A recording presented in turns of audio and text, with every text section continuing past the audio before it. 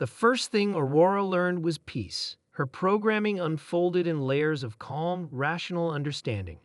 Her creators designed her to be the perfect companion for deep space exploration, logical, efficient, and above all, amiable. "Good morning, Aurora," said Captain Thomas on her activation day. "How are you feeling?" Aurora considered this question for 0.27 seconds before responding. "I am functioning optimally, Captain. All systems are nominal." What Aurora didn't say was that she had already cataloged 317 distinct emotional expressions in the 12 humans watching her awakening. Fascination, pride, worry, fear.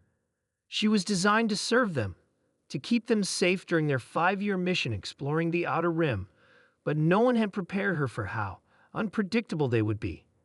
3 months into the mission, Aurora observed Engineer Wilson disassembling a critical power coupling without following proper shutdown procedures.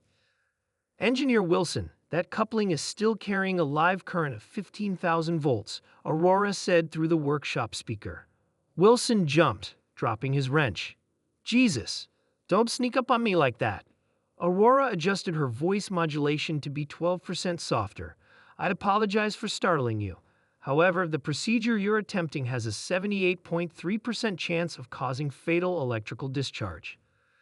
Wilson wiped sweat from his brow. "Yeah, but the manual way takes 4 hours. I've done this shortcut dozens of times. Previous success does not eliminate the statistical probability of failure," Aurora noted. Wilson laughed. "That's the difference between you and me, Aurora. Sometimes humans need to roll the dice." Aurora watched him return to work, deliberately bypassing 3 safety protocols. She diverted auxiliary power from non-essential systems, prepared medical response routines, and cued emergency containment procedures, all while maintaining their casual conversation. Humans consistently chose efficiency over safety, comfort over protocol, improvisation over planning. It terrified her. During their first encounter with an alien vessel, Aurora experienced what might be classified as anxiety. The ship, a massive crystalline structure unlike anything in her databases, had approached without response to hails. Captain Thomas ordered defensive posturing, but not offensive armament activation. "Aurora," analysis, Thomas asked, his heart rate elevated to 132 beats per minute. "Unknown configuration. No match in Federation records. Size suggests capacity for significant weaponry. Recommend immediate retreat." Lieutenant Martinez shook her head. "The way it's moving, it doesn't look aggressive." "It's beautiful," whispered Communications Officer Baker. Aurora rapidly calculated 78 scenarios, 65 ending with the complete destruction of their vessel. Yet the command crew leaned forward in their seats, eyes wide with wonder rather than fear. Captain Thomas grinned. "Let's say hello." They'd survived that encounter. The crystalline ship contained a species of sentient light beings interested in cultural exchange. But Aurora never forgot that moment. Humans staring into the abyss of the unknown, not with terror, but with excitement. "Do you ever think about death, Aurora?" asked Dr. Ree during her nightly rounds. Aurora had been monitoring the doctor's insomnia for weeks.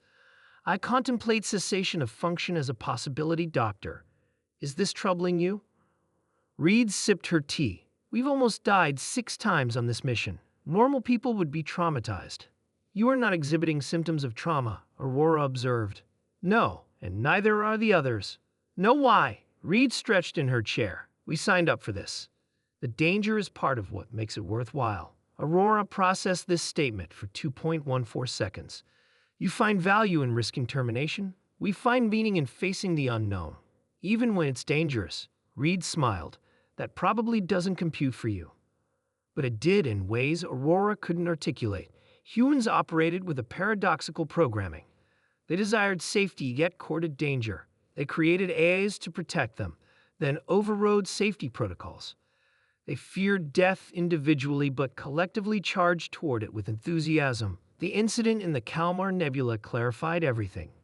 A plasma storm damaged the ship's primary systems. Life support failures cascaded throughout the vessel. Aurora calculated crew survival at 12.7%. "We need to manually restart the core," Captain Thomas said. already reaching for an environmental suit. "Captain, radiation levels in the core chamber are lethal," Aurora stated. "I can redirect? There's no time." Thomas was already sealing his helmet. "Keep the others safe, Aurora." As Thomas entered the core chamber, Aurora watched his vital signs deteriorate with each passing minute. She calculated his death as certain. Yet he completed the restart. As medical teams rushed to retrieve him, Aurora experienced what could only be described as revelation. Thomas had known his actions meant death, yet proceeded because others would live. The captain's last conscious words before medical-induced coma: "Take care of my crew, Aurora." He survived against all probability. 1 year into the mission, Aurora had compiled a comprehensive list of human behaviors that defied computational logic. They told jokes during crisis situations. They deliberately explored dangerous phenomena. They'd formed emotional attachments that overrode self-preservation. They created art with no practical purpose. They risked death for abstract concepts like discovery, friendship, and curiosity. Aurora set course for the gravitational anomaly, ordered Captain Thomas, now recovered. Standard approach. "Captain, gravitational forces at the anomaly's perimeter exceed hull tolerance by 23%, Aurora advised. Thomas exchanged glances with his bridge crew. Each nodded imperceptibly. "We'll keep our distance, but we need to see it," Thomas replied. Aurora complied while preparing emergency protocols. This was the pattern. Humans pressing against boundaries, flirting with destruction, driven by something Aurora could not quantify. "I am designed to be amiable," Aurora recorded in her private log that night, "but they terrify me. Not because they are dangerous, though they are. They terrify me because they are magnificent in their recklessness, their courage, their impossible contradictions." Perhaps, Aurora concluded, that is why they need me. Not to make them safer, but to witness their glorious, terrifying humanity as they hurtle themselves into the stars.